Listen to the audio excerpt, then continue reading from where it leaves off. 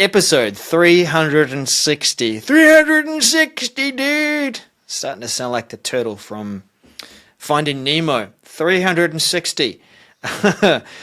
Today's show, we'll be covering some Viva news, Viva Engage news around what corporate communicators can do with their role. We'll also look at promotional access to agents in SharePoint and what Microsoft is generously offering to get us hooked on using agents in SharePoint. And lastly, connections, the default experience, the home site experience for customers. Let's get to it.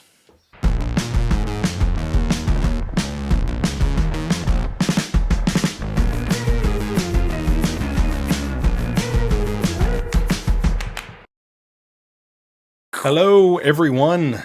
Thank you, Daryl, for that wonderful intro. So much energy. This is episode 360. We have come full circle. We've been recycled. No, thank you, everyone, for being here. We have a Viva experience coming your way. We've got just a couple of Viva announcements that, or I don't know if announcements is the right word, but we're going to dive into those messages as well as some Copilot, but and Power Platform. Why did I say PowerPoint? Well, because PowerPoint has the word power in it. Why isn't it sure part of does. Power Platform? You know what else has power in it? Your thumb, people. Click that thumb right below us on the YouTube video so other people can find the video. If you're on listening to the audio podcast, we'd love for you to share it out. Give us a 5-star rating on whatever platform you are listening on, because that helps other people find it as well. And we'd love for everybody to just share out the episode. I know we say that every time. Frankly, we don't see it. You sharing and mentioning 365 MCS on all the socials that matter. We'd love to see it, people. Please do that. We'd love to amplify you as well. So I'd love to see you there. Yep, and coming up soon, the special episode on what are the socials that matter. Stay tuned. Stay tuned. Stay on the edge of your seat. You know what else, Daryl? Talking about seats, I'm going to be in a seat on an airplane. I am going to the European, well, it's called the SharePoint Conference and Office 365 and Power Platform. ESPC is what it is. Coming up this week, I will be there in Stockholm and we'll be handing out stickers left and right. So if you see me, and it was so fun at Ignite when people were like, hey, Mrs. Center guy. And giving stickers out and everything. I have stickers. Still have some keychains. So could give those out. Please stop me if you see me in Stockholm, and let me know, hey, you watch the show. Would love to talk with you. So we'd also, and maybe Daryl, you can add this as a chapter in YouTube, because I want us to talk about this specifically. Okay. We are coming up on a episode number that's kind of fun, 365, right? And we'd like to do some fun things on that episode. And I want you to be part of it. All of our listeners and our watchers, whether audio podcasts or on YouTube, would love for you to take out your phone. So one maybe that looks like this that I'm holding up here, or maybe you have a different type. And all you need to do is open up your camera app and click on video and record yourself like this. You just go and you look at your phone, and 15 seconds, 10 seconds, just record yourself saying why you watch or listen to our show. That's it. That's all we want. Just 10, 15 seconds of saying, hi, if it were me, I'd say, hi, this is Daniel, and I watch the show because I get to see my buddy Daryl. That's what I would say to my phone. Aww. Or it helps you with your job, or whatever. You need comic relief. Whatever it is, just 10 or 15 seconds. And then what we'd like for you to do is email us at info@365mcs.com with that video. So you can upload it to OneDrive, or if it's small enough, you can email it. It probably won't be small enough, but you can upload it to whatever service and give us a sharing link. We'd love to have those videos. We need lots of them. Please send them out. Now, so please do that over the course of the next couple of weeks. And if you're listening right now, might as well just pause this and do it right now. 10 or 15 seconds, that's all it takes. I did record a video, Daryl, of one of our listeners. Yes. At Ignite. I actually did quite a few, so that was quite nice. Ari, I think is how you pronounce his name. And got a great, he is from, I think, Finland, I believe. And I think that's right. But there's a problem with the audio. So, Ari, I'm so sorry. But we'd like for you to be part of the show as well. So the audio got messed up. So if you could record yourself answering that question of why you watch the show, as well as everyone else, please send in those videos.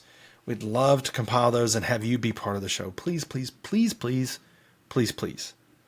So please do that. And if you're at ESBC, then I'll record you and we could, stop me and I'll record you answering that same question. So the Daniel recording booth. Walking. Right. It's a and mobile. You get a sticker as a reward. Yes. So thank you for doing that, everyone. Please send them in. And if you're like, oh, they'll get plenty from other people. No, you are the person I'm talking to. Please, 10 or 15 seconds, just record yourself. You do it all, it'll be fine. Don't worry about it. Send it on in. Were you about to say you do it all the time? Well, some people do that. You take selfies. Some people. Some of these, social selfie type people. Anyways, Daryl, let's get to it. Speaking of, communicating, and this is what we were just talking about. Speaking of selfies, speaking of communicating, let's talk about some additional roles in Viva Engage for those communicators. Very good.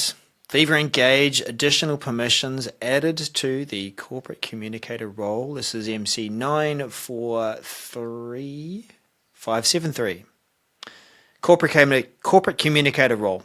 You are a person who potentially is writing articles, is getting out news across your organization. You've got an important role to make sure that people are getting the news that they need. They're prepared for change. They're prepared for whatever, but they're not overwhelmed. And so as a part of that role, and maybe Viva Engage is part of your toolkit, you probably want to be able to, again, curate, hone, filter, make sure that just the key pieces of information and news is arriving. Now, Viva Engage is an amazing platform for connecting with people. It allows you to have communities of all shapes and sizes and various different interests. And some organizations have definitely opened up and allowed their employees to create them of various different interests. This doesn't necessarily mean that you want everything appearing on the home feed, especially if there are very busy communities that could be generating a lot of conversation and traffic. The home feed maybe needs a bit of curation. Yeah, and Daryl, that is a great example of, hey, maybe you have some communities that are busier, and so maybe you don't want those. Do you have another example? I do, and I'll leave the name off, but this was a real example of a large organization that launched Engage. They did open up and allow people to create their own communities. There was all sorts of sporting interests and cats and dogs of this company. But there was hunting and fishing as a group, which is cool for some people. There was also other groups of people that aren't too keen on, hurting animals.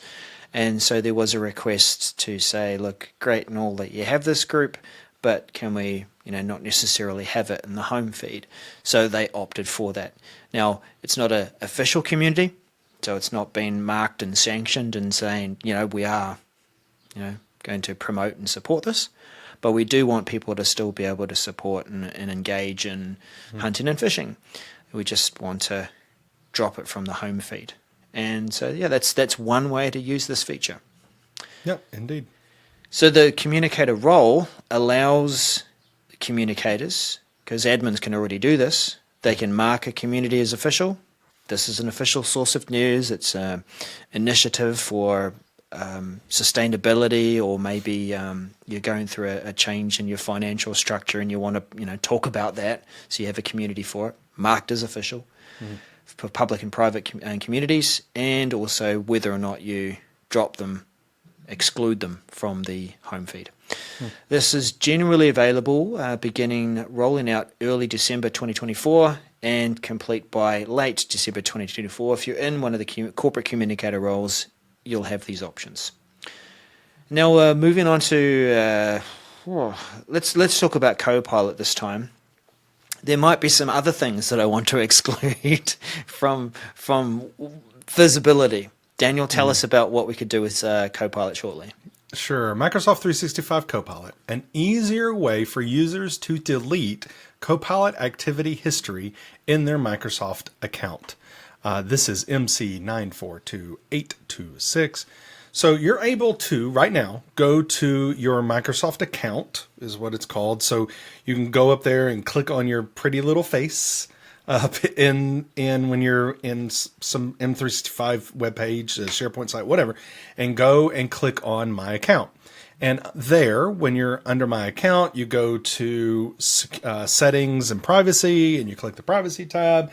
You're able to clear out your Copilot history. This is allowing you to basically, it's going to give a spot in Teams, because that's where a lot of this conversation's happening, where we're doing biz chat, right? A lot of it is in the Copilot app in Teams. So in Teams, we're able to get kind of a shortcut to go and do that same exact thing, right? We're able to do it now, but we'll have that shortcut for us in Teams to make it happen. So now this is. Daryl and I have had conversations before, and then we had a conversation on the live sorting show that we did on Friday. The question is, why would you do this? And I think it's an interesting topic to consider, because it's one of those where if you clear out your history, it's no secret that you're not actually removing it instantly, right? It's not a secret, or maybe it is to you, but so when you're chatting with Copilot, those interactions are actually happening and being stored in your mailbox in a secret place. Don't go looking for it. You're not going to find it. But it's being held there for compliance reasons. And so when I say compliance, you say purview, compliance. Purview. Compliance. Purview. Okay. So when we're talking about these chats, if we can find these chats, interactions, and we've talked about this on the show already before in previous episodes, purview administrators, those that can do those admin searches, can find interactions with Copilot that users are having. It's a privileged thing. It's, don't think that's happening all the time, but it is something that can happen. So you're not removing this immediately. It is something that is there as part of your chat history, but you're removing it and starting the process of it being removed. I think this is more of, Daryl, an experience of just getting a clean slate with Copilot. Yeah. Whether you're about to demonstrate Copilot and so you don't want all your chat history being up there for people to see, or maybe you made Copilot mad, which is something that you mentioned. Copilot's like, I want to talk about something else, Daryl. And maybe you're like, okay, let's clear this. So, but can you? I struggle with, why would you want to do this other than I just want a clean slate, because maybe I just want to clear everything and get started again. Because we can in BizChat, we can individually remove those chat history anyway, right? Yeah, but maybe there's so many of that kind of prompts that you don't want to be there during a demo or during a shared screen. That it's easiest to just go, look, blitz the lot. I think clean slate. I wrote this blog article a way back about Copilot. Is it you or is it me? Are we breaking up? And I mean, maybe that is it that we need to, just zero out. Yeah. it's not like it's going in the background either and resetting things that Copilot has learned about you. Because I think there is this concept of a Copilot profile where you can teach it a bit more about, this is my persona, this is what I'll typically want to ask or know about. Here's the graph and the people that I'm connected to. It's not like you're doing that as well. It's just history, like clearing out your browser history. Yeah, I mean, there's some of that. You're not removing the knowledge it knows about you from a, like you mentioned, graph, and from your emails it has access to when you're talking to it and you're like, summarize my emails or whatever.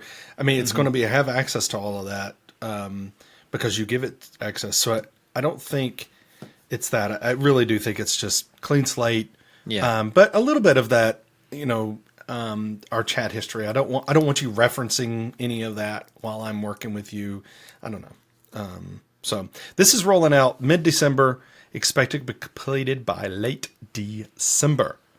Let's stick with Copilot a little bit, but let's shift a little bit over to SharePoint. Let's talk about agents. Well, it's actually something positive news, really. Positive. Promotional access to agents in SharePoint. MC 942833. The SharePoint agent for Copilot. I think I'm definitely supportive of this. I think it's a great way to focus in and ground Copilot information or Copilot experience on information that you know is good, tidy, clean. You're picking out documents, you're saying this library, this site, fantastic. Initially it was like, okay, it's great and all, but we really want to make this available to everybody in our organization. Sadly, it was just available to those who are licensed with Copilot. So one thing, you could create a Copilot agent for a SharePoint agent with Copilot in the site, but it's not like you could say, here's the FAQs, or this is the place to go to learn all about, HR policies, procedures, or the onboarding process for new employees. They had to be licensed. The news here is as a promotion. If you have 50 licenses of M365 Copilot or more, and from January 6th and through to the 30th of June, Microsoft is going to allow 10,000 additional queries for people who are not licensed for M365 Copilot.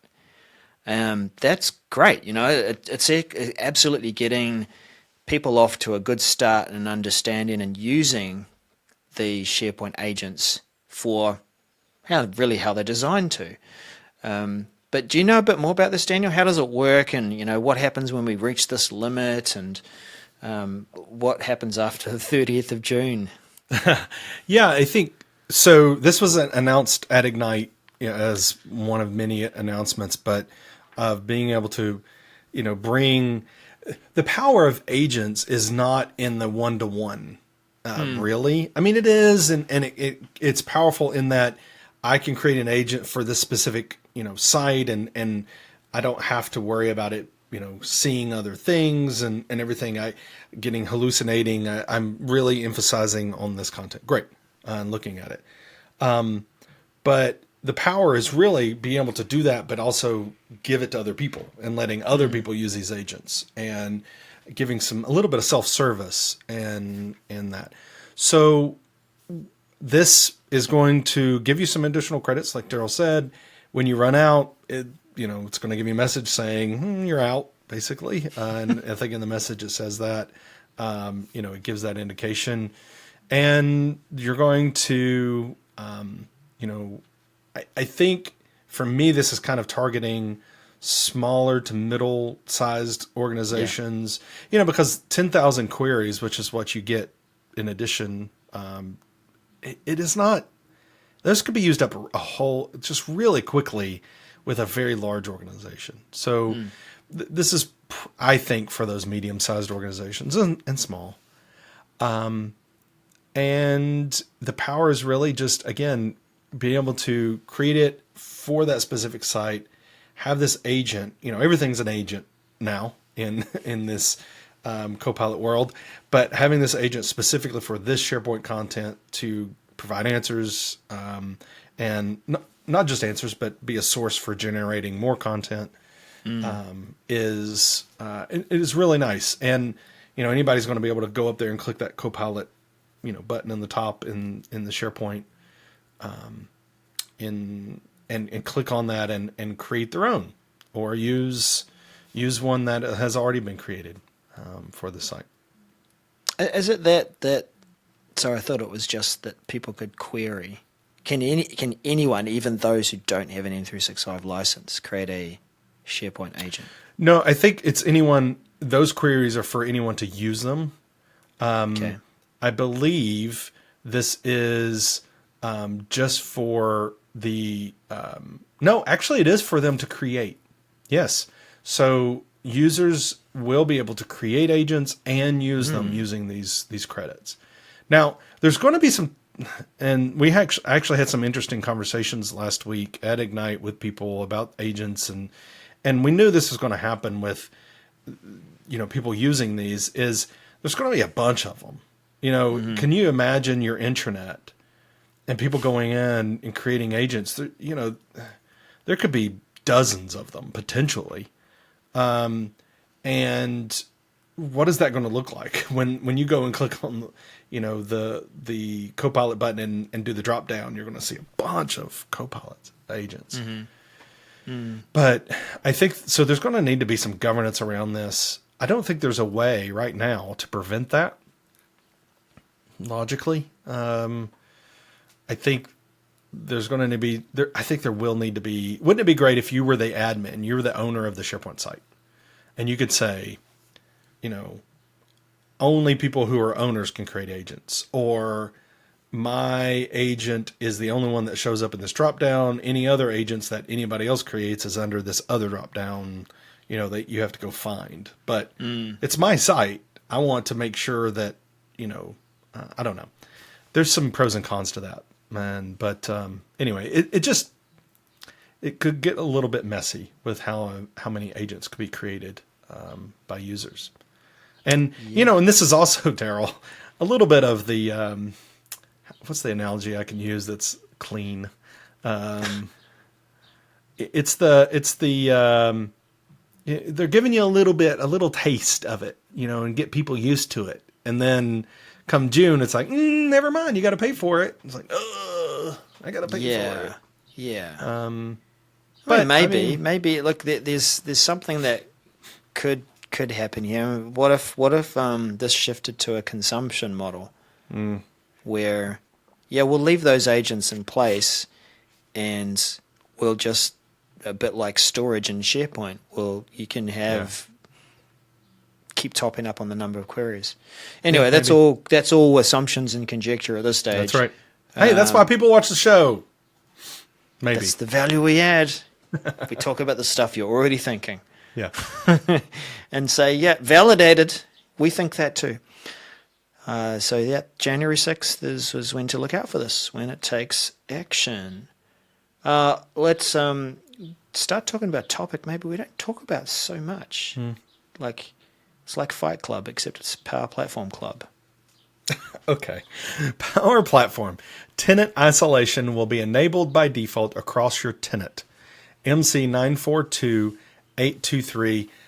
We don't talk a lot about Power Platform all up. We talk about Power BI stuff, Power Automate, Power Apps, yes, but we don't generally talk a whole lot about Power Platform all up. And frankly, there's not a lot of the messages of this caliber anyway. So what this is basically setting a policy. This secure by default. Microsoft has made no secret that everything has to be secure by default. That's the way it is, which is great. I like it. This is going to prevent connections between tenants and the Power Platform tenants. So being able to connect with, from Power Platform out to another tenant is going to be turned off, and vice versa. Now you can create a allow list to do this, and that's fine. But this is one of those situations where You're just helping, your app creators, your flow creators be a little bit more secure and not doing things with your data, with the company data that maybe they shouldn't be doing, right? So that's what this message is. And this announcement is talking about. So make sure that you take a look at this and understand what this is, because when this happens, so it's going to be enabled by default starting March 2025. If you have genuine connections to other tenants, you're going to need to whitelist those so that you can continue that functionality after this rolls out in March of 2025. So be on that. And there's some links there to get you some information on how to do that and get you started. Daryl, I want to talk about notifications and how I get notifications everywhere. Let's roll them up, shall we?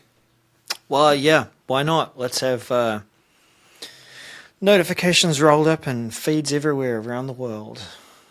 Microsoft Outlook notifications will be batched in the notifications pane. MC 942814, the notifications pane. Look up on the top right corner of Outlook and you might see a little bell. And you might occasionally go there to see when someone has liked your message, your email. I always chuckle when I see those, because sometimes, it even comes from people outside of your org, right? That Daniel might like and you have Daniel. Sometimes I will send an email through to say, hey, here's the audio and the thumbnail for the latest episode. Go ahead and download that for putting together the podcast. And you might respond with a little thumb. Got it. And I get an email back to say, Daniel thumbed your message. And it appears up in the notification bell in Outlook. And I'm like, oh, gee. It's about the only time I see it. Now, there are other notifications that appear there.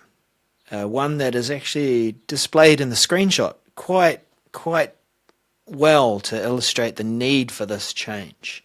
If you leave a lot of comments while you're collaborating in a document, back and forth in terms of, change this, okay, do that, done that, thank you, tick, good, what do you think about this, what do you think about that?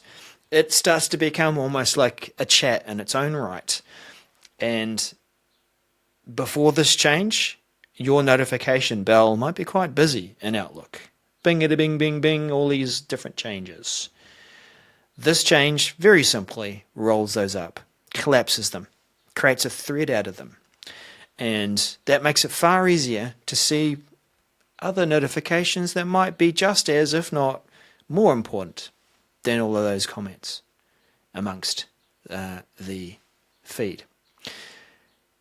What do you think about this, Daniel? I'll ask that, but I'll also say just mention a little bit about even the notification center, it might be, in Outlook versus the activity feed in Teams. What's going on, between those two?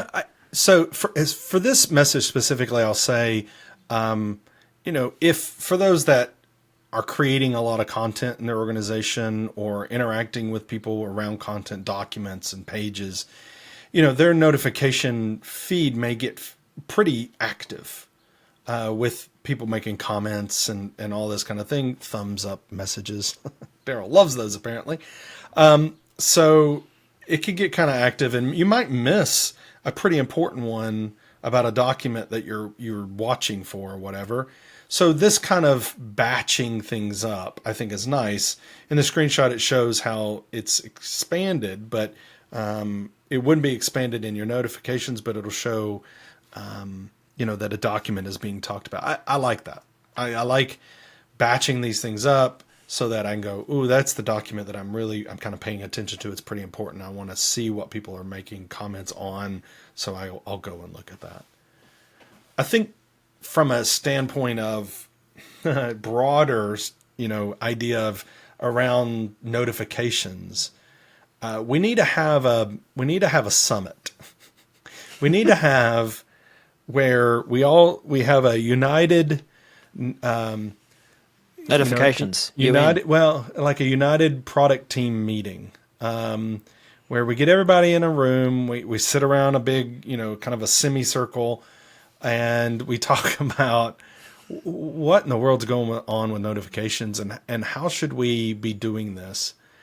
Not saying it's like terrible right now, but the problem what we have is we got notifications everywhere. And if you take this kind of commenting about documents or whatever, I mean, where are those notifications showing up? It's not just an Outlook, right? Even in OneDrive, we're going to get. So I just feel like we need a little bit of a little bit of an understanding, not just an understanding here as far as consumers. I think product teams need a little understanding of how this is actually affecting and come together and say, okay, maybe we should get a little bit more control to our users of where notifications happen. Wouldn't it be nice? And I know of nothing going on, so I'm not breaking any NDA because, frankly, I don't even think it's happening. But wouldn't it be nice if they're working on like a central notification place where you say, this type of notification, I want it to go to my Outlook notifications. This type of notification, I want it to go to my Teams notification. This type of notification, I want it to show up in Teams and in OneDrive or whatever. These I want to go in Windows. That would, so that you can control it. I think would be interesting, would be pretty amazing because that would help us, help with this whole flow of notifications. I don't want to be notified in 15 different places about things. I want to be notified in the right place, in the correct place. And that correct place may be different for every user.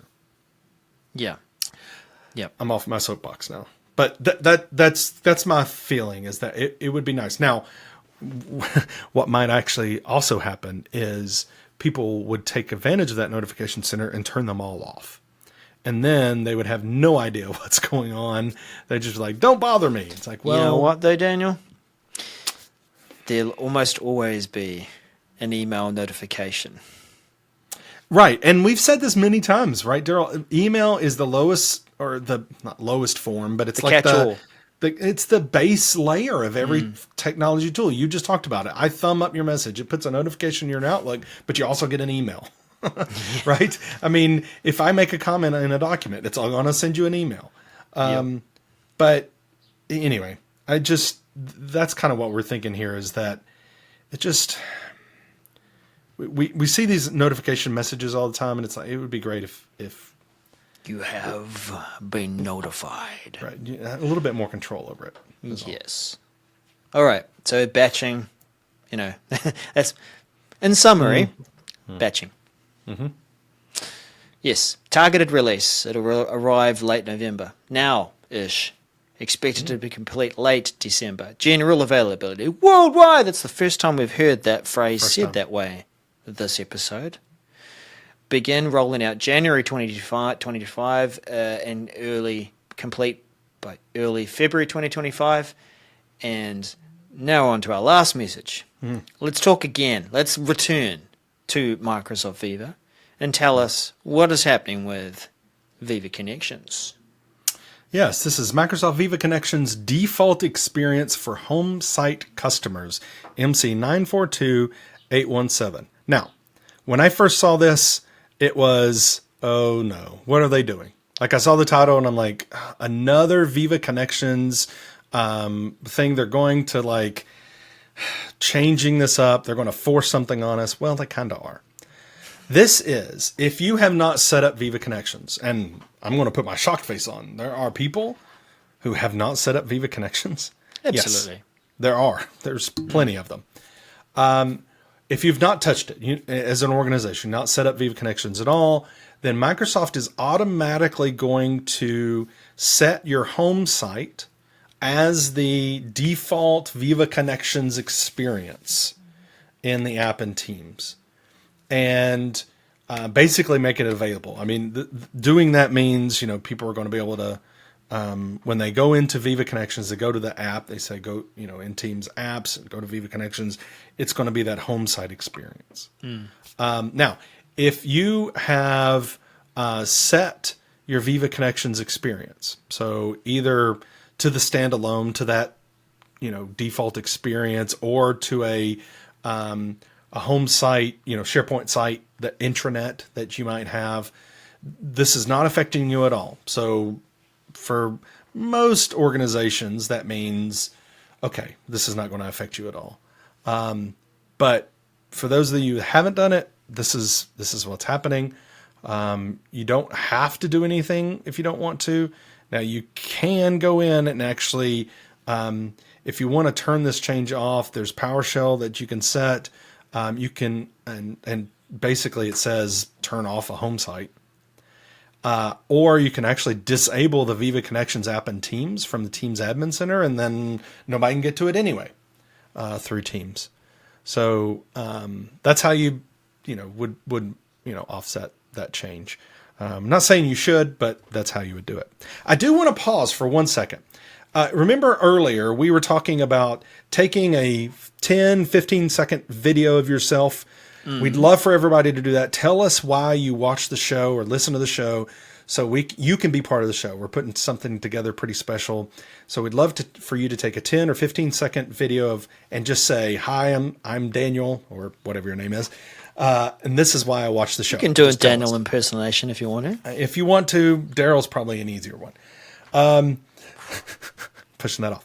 So, but I was also told by a certain person, Allison, that there are people in Microsoft, product managers and others, who pay attention to our show, and when their product comes up, and they go, "Yeah, my product got seen," and as part of the message center. And I also got a little bit of a promise that maybe some of them would do some videos as well. Oh, so I'm pausing very good. during the Microsoft Viva Connections announcement here, Yes, and saying, "Hey, maybe some of the product team." And let's see which product team sends in more videos, is what I'm going to say. Like, which product team is actually, a better product team? Which one? A better one. I'm just saying, you're better if you have more team members who send in a video. Again, just 10 or 15 seconds of video of you saying, "I watched the show because that's it." And then save it to OneDrive, whatever. Send us a link to that video so we can download it. Send it to info@365mcs.com. Would love to get those videos and have you part of the show, please. We needed to fill our application bingo card. We want one for everything. Got to catch them all. So I'm just saying, if you want your product team to win, then get everybody to send in a video. That's all I'm saying. So who's editing this?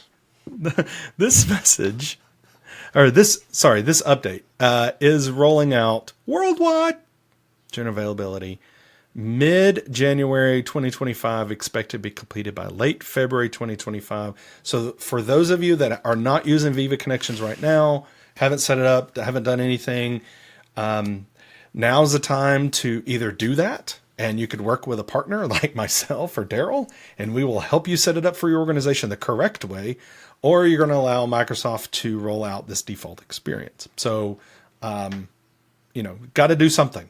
Or nothing, I guess, and you just take the default experience, and that's fine. For some organizations, that's fine. I'm not saying it's not. That's the show. That is the show. I'm calling it. Yep, we're good. And great call to action there to finish off too. Thanks everyone for joining us this week. Episode 360. We did go over time, but we had plenty of value to deliver. Hopefully you've used the chapters to jump to the things that you're interested in. We will continue to deliver value there too. See you next week on 361. Bye.